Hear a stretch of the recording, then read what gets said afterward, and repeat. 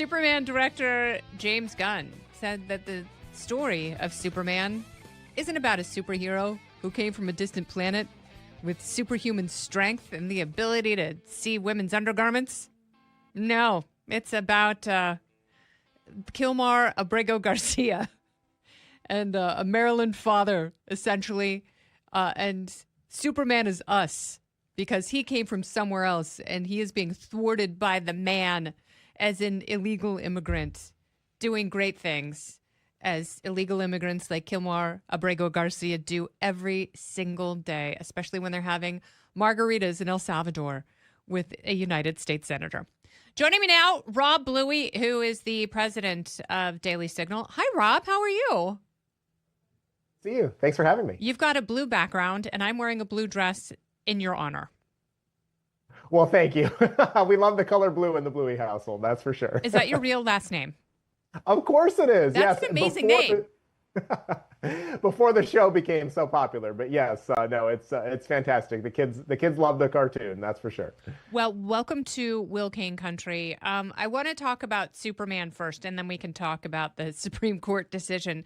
So, James Gunn is suffering from, being asphyxiated inside his own fart bubble in Hollywood, thinking that his politics translate to everybody's politics, and somehow you have to take what used to be reliable escapism and turn it into a political battering ram.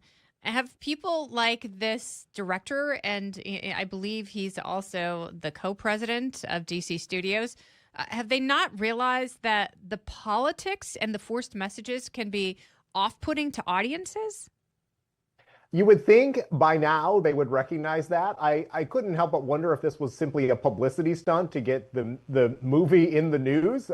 I went to the F1 movie with my kids recently. I saw the trailer for Superman.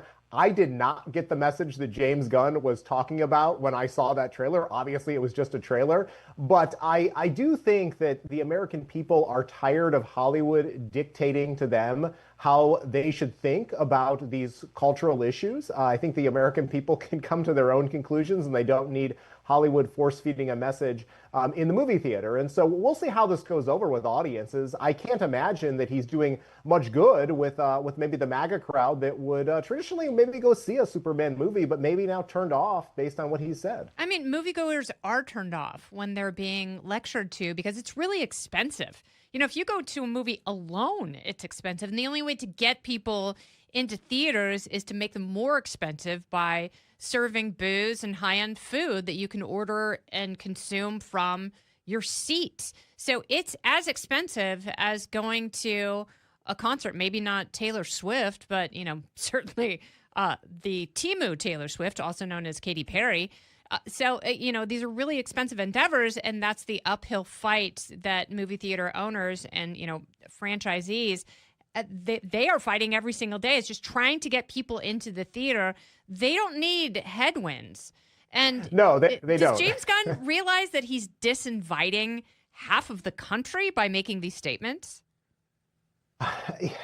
Yes, he probably does. But again, I think that they may be so desperate to draw attention to their films because, let's face it, they've spent tens of millions, if not hundreds of $millions to create these movies over the course of a number of years. Seeing the F1 movie and we stayed for the credits, seeing how many people were involved, the locations involved. I mean, I can only imagine how much it costs. So naturally, when you go to the theater, and for a family of 5 like mine, it cost well over $100 by the time you bought the tickets. You bought the popcorn, you got the drinks for the kids. I mean, that was a matinee showing. I mean, if you were to go at night, it would obviously be even more expensive. And it's no wonder that we were one of maybe a half a dozen people in the theater on opening weekend. Wow. I think that the American people, yes, they are suffering from the higher cost of living under 4 years of Joe Biden. They're still adjusting to that. There's obviously the post-COVID, phase that I think a lot of these movie theaters are still in. And so to have a director and producer come out and make these comments that, as you indicated, turn off half the country that is not necessarily going to be as enthusiastic to see the Superman movie, it probably is not making many theater owners very happy these days. No, and then, the writer-director's brother, Sean Gunn, who's also an actor, came out and said, if you don't like immigrants, you don't like America.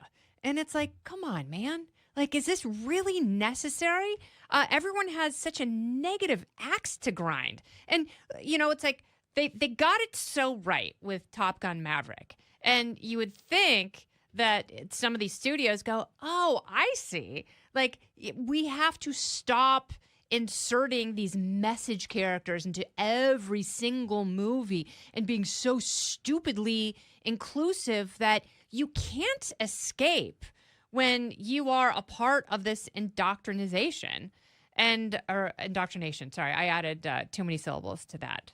I blame the lack of caffeine, Rob. I really do. Well, look, I think this happened earlier this year with Snow White. I mean, there's clearly a number of examples that they have tried and failed to impose their cultural values on the American people. And I just think, frankly, after years of enduring this type of treatment, the American people have just wised up and they're just not going to show up and support the film. And it's sad because in a movie like Superman, which should feature so many great things about our culture, and obviously a lot of people, myself and people who are older than me, grew up with Superman movies and comics, and there's a number of great storylines that you could tell with the Superman character, and to make it about immigration is just baffling to me. And I think that the American people are clearly divided on the issue of legal and illegal immigration. There are those who believe we should have a legal path forward to let immigrants come to this country. But I think that there's clear consensus that having over 10 million illegal immigrants come to the country during 4 years of Joe Biden's reign. I mean, why not? Not a good thing. But why not advertise like, come see Superman? He's going to win the state championship on the women's track and field team. Right. It would be the same thing. Or Superman, he loves performing abortions. It's hard to think of something that would be more divisive than that. But, it's like, I've always thought that people in Hollywood just assume the rest of the country feels how they feel about their politics, that, is force-fed to them. And then in order to stay in the system, they force-feed it to other people with these obviously diminishing returns. And, it's like people, even if they weren't political, many of them voted for Trump because they want their country back.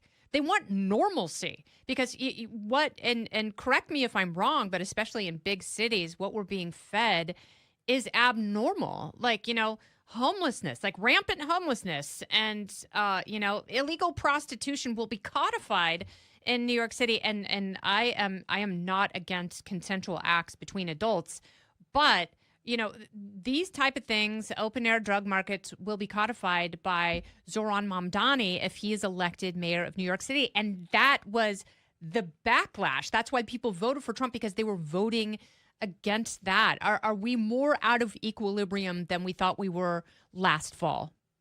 Well, you're seeing it in New York City. I mean, we've seen it in cities across this country. And I remember doing a series, sitting in on a series of focus group meetings prior to the 2024 election in major U.S. cities, Atlanta, Pittsburgh, I believe Milwaukee was one of them.